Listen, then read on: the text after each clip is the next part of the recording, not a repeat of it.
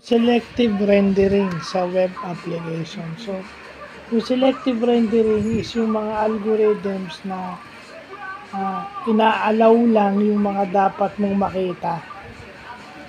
Yung pagre-render nila is pinipili lang nila para umayos yung pagkaka-load at pagkakakita o pagkaka-display ng web pages. Ibig sabihin kung may sound files na kasama yung pag ni-render mo yun, maayos kung selective rendering lang.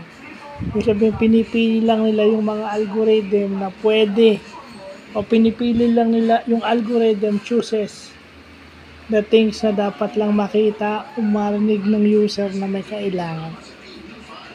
So yun yung mga basic sa web application na yung code splitting, selective rendering, meron pa yan. So baka mamaya o bukas maituloy natin. So yun, bagong ano na naman. So kasi nung multimedia sinabi sa amin rendering. At tinuro sa akin kung ano yung rendering kasi solo lang naman ako dun sa subject na yan. Pero yung selective rendering sa web applications, added knowledge na yan.